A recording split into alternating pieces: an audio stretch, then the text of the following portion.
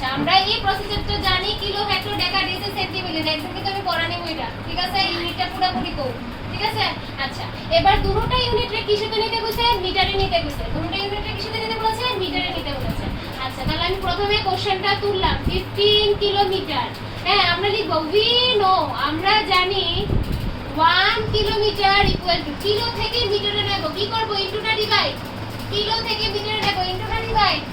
into উপর থেকে নিচে আসছে কত দিয়ে ইনটু হবে 1 10 100 1000 তাহলে 1 kilometre equal to 1000 metre therefore 15 kilometre equal to 15 into 1000 metre ঠিক আছে এটার সাথে যদি আমি ইনটু করি आंसर আসবে 15000 মিটার শেষটা হয়ে গেছে ইজি না অঙ্কটা সোজা তো মানে এই চারটা যদি আমি শিখি আমার সব কিন্তু অঙ্কগুলো সোজা ঠিক আছে এবার 17000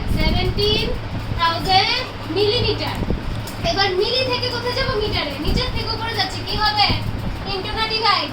ডিভাইড 1 10 100000 কত দিয়ে ডিভাইড 1000 দিয়ে তাহলে আমরা লিখব সেম ভাবে we know 1 millimetre equal to 1 by 1000 metre 1 by কেন লিখেছি কারণ ডিভাইড তার জন্য তো therefore 17000 millimetre equal to 17000 divided by 1000 ঠিক আছে ডিভাইড আমরা ওই বাচ্চার মতো যেমন করতাম আগে এমন কইরা সেরা এমন করতাম ঠিক আছে এখন নিচে নিচে বসেছি এরকম ফরম্যাটে লিখলে তো মানে ডিভাইড তোমরা ফ্র্যাকশনের অঙ্ক করেছো ঠিক আছে তো তাহলে সোজা হয়ে যাচ্ছে দেখো a0 ক্যান্সেল এটা ক্যান্সেল এটা ক্যান্সেল কত থাকে শুধু 17 তাহলে आंसर আইবো 17 মিটার ইজি না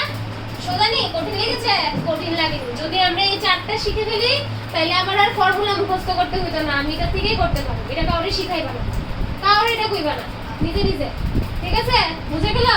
তুলো তাড়াতাড়ি তুলো এদিকে তুলো তাড়াতাড়ি ঝটপট এখন আমি দিয়ে দিচ্ছি